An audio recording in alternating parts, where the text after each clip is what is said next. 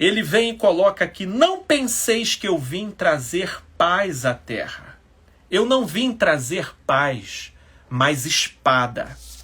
Pois vim causar divisão entre o homem e seu pai, entre a filha e sua mãe, entre a nora e a sua sogra.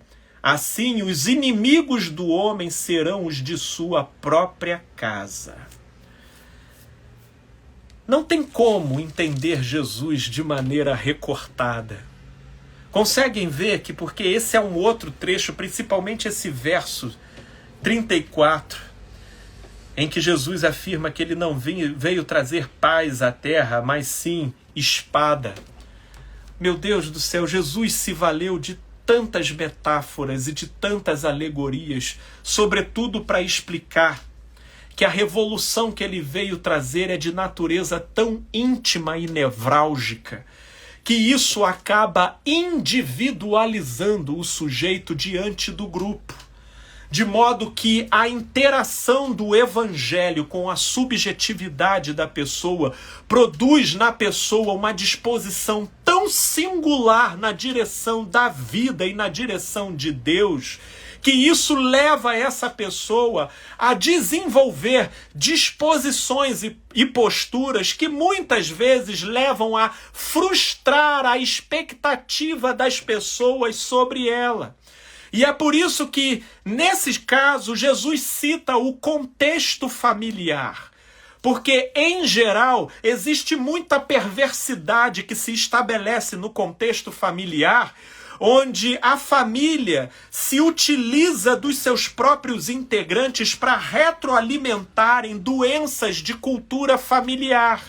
E aí, quando uma dada pessoa destoa dessa cultura e dessa imposição estabelecida, ela passa então a ser tratada como a ovelha negra da família.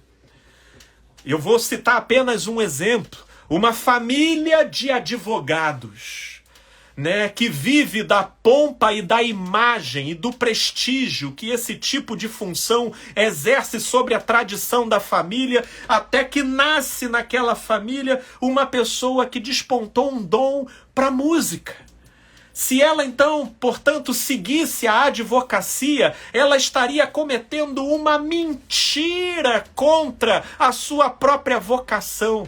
E ela então resolve romper com a tradição da própria família para poder dar vazão para a sua própria vocação, mas ela não o faz impunemente. Ela não consegue fazer isso de modo impune, senão sob muita crítica, perseguição da própria família, que começa a lançar sobre ela a ideia de ingratidão, a ideia de alienação, ou de algum tipo de deturpação, ou de ser herdeira de alguma distorção de algum outro familiar que ficou estigmatizado dentro da família, e fazendo tudo isso como forma de querer manipular e coagir. Até que chega um momento que eles expulsam esse sujeito da família para que ele então não traga mancha para a reputação da família. E olha que isso eu falei com relação à questão profissional.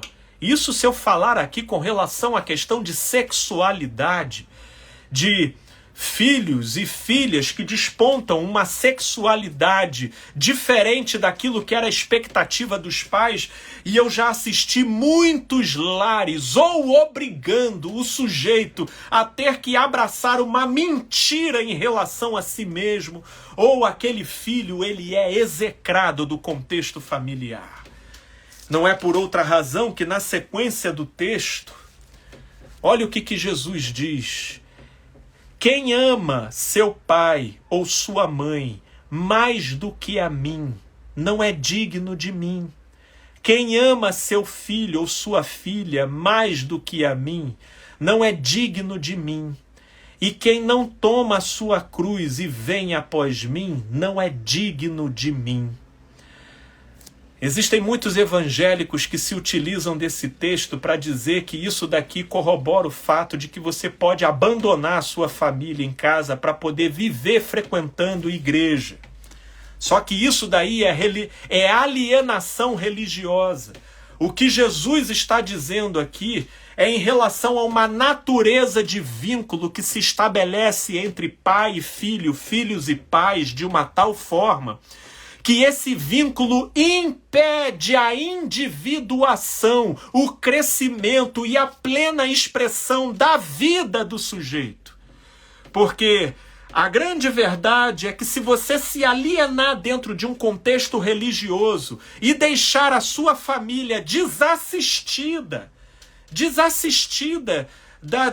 do sustento básico, isso não é evangelho. E não é esse o espírito do que Jesus está comunicando aqui. O que ele está comunicando aqui é que muito daquilo que aponta na direção do que seja a singularidade da vida em mim, por vezes vai esbarrar na idealização e na expectativa que a família faz de mim.